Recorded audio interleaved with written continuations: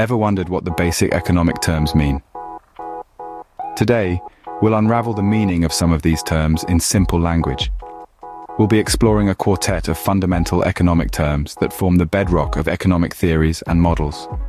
These terms are assets and liabilities, scarcity, ceteris paribus, and utility. Assets and liabilities are all about what you own and what you owe. Scarcity, on the other hand, deals with the tug-of-war between our limitless wants and the limited resources available to satisfy them. Ceteris paribus, a Latin phrase, is a key assumption in economic models, meaning all other things being equal. Lastly, utility, a measure of the happiness or satisfaction derived from consuming a good or service, helps us understand consumer choices and preferences. Understanding these terms can provide a solid foundation for anyone interested in the world of economics. So let's dive in and start with the first pair of terms, assets and liabilities. When talking about finances, two key terms you'll often come across are assets and liabilities. To begin, let's dive into what exactly these terms mean. Assets are essentially economic resources that are owned or controlled by an individual, corporation, or government and hold value. Think of assets as the good guys in your financial story. They're your knights in shining armor, the ones that put money into your pocket. Assets can come in various forms, such as cash in your bank account, real estate properties you own, investments in stocks and bonds, or even a piece of machinery in a factory. On the other hand, liabilities, they're the villains of your financial tale. These are obligations or debts that an individual, company, or government owes to external parties. They are what takes money out of your pocket.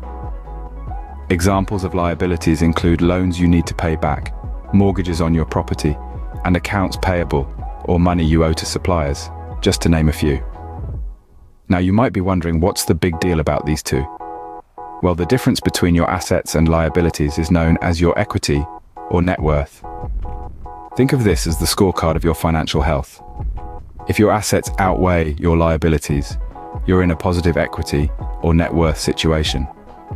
That's like having more knights than villains. But if your liabilities outweigh your assets, then you're in negative equity or net worth situation, which is like having more villains than knights. Understanding the relationship between assets and liabilities is crucial, as it helps us make informed decisions about our finances. It's like the compass guiding us through the financial wilderness.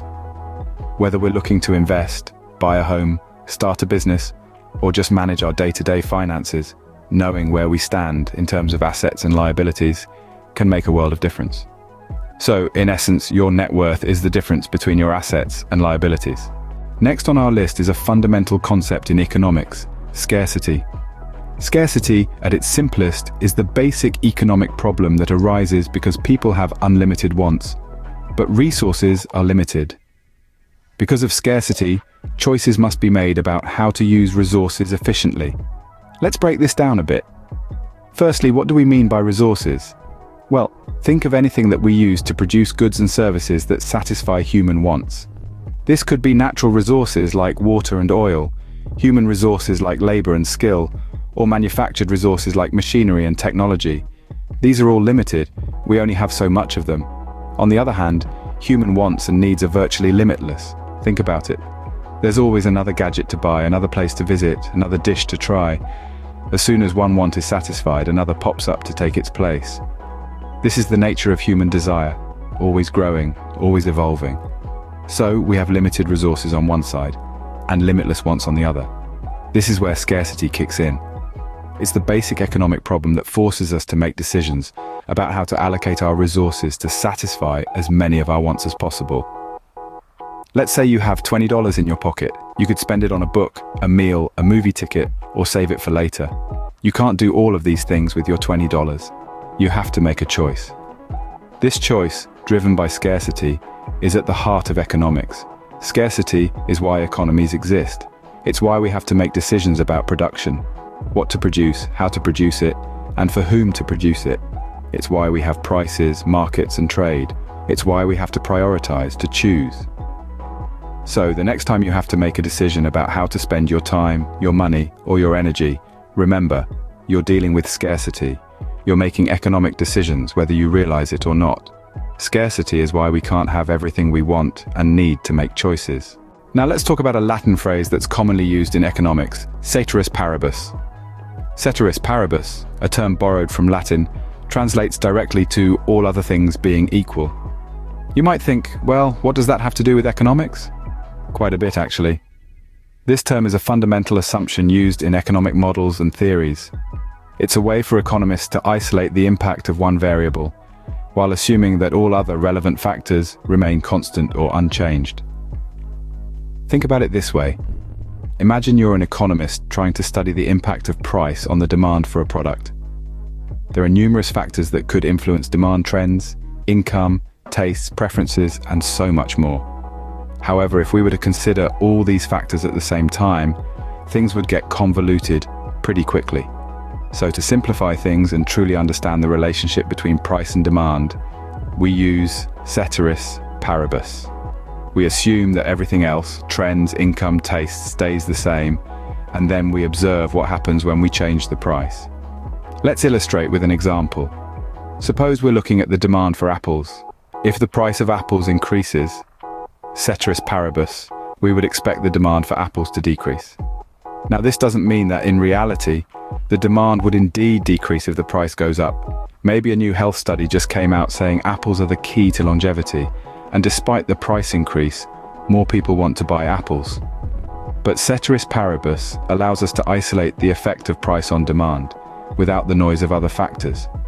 In essence, ceteris paribus is a tool that allows us to simplify the complex world of economics. It helps us to understand the cause and effect relationships between different economic variables by holding everything else constant. So when you hear ceteris paribus, think of it as a way to simplify complex economic models. Finally, we'll explore a term that tries to measure our happiness or satisfaction: utility. Now, this is not the kind of utility that relates to water or electricity, but rather a concept in economics that is all about understanding the satisfaction or pleasure derived from consuming a good or service. Picture yourself at a bakery, eyeing a delicious-looking chocolate cake. The moment you decide to purchase and consume that cake, you're deriving a certain level of satisfaction or happiness from it. This is what economists refer to as utility.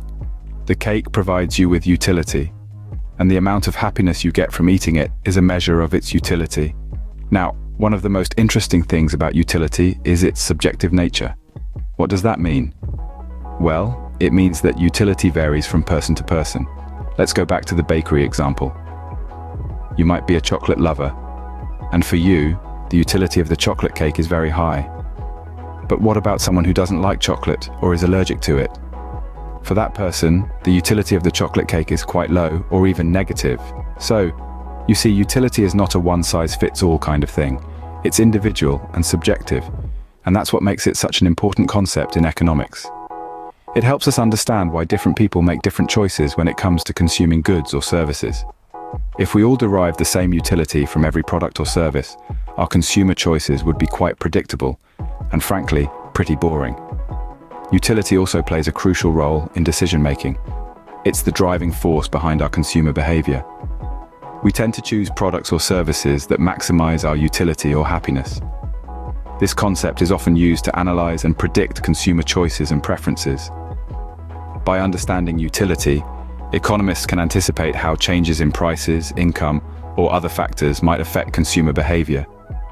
So, utility is all about the satisfaction we derive from consuming goods or services. Whether you're savoring a piece of chocolate cake, enjoying a good book, or binging your favorite series, remember that you're experiencing utility, and that's what economics is all about, making choices that maximize our happiness or satisfaction. Isn't that a delightful thought? Now that we've demystified these economic terms, you might find it easier to understand economic theories and models. Let's have a quick recap. Assets are resources with value that you own or control. They can be anything from cash in hand to investments and real estate. On the other hand, liabilities are debts or obligations that you owe to others. The difference between your assets and liabilities is your net worth or equity. Scarcity is the economic problem that arises when there are limited resources, but unlimited human wants and needs. This necessitates the allocation of resources. Ceteris paribus, a Latin phrase meaning all other things being equal, is an assumption used in economic models to isolate the effect of a specific variable. Utility is the satisfaction or pleasure derived from consuming a good or service, and it's subjective, varying from person to person. Remember, economics is all about understanding how we make choices with limited resources. Keep exploring, and you'll find that these terms are just the tip of the iceberg.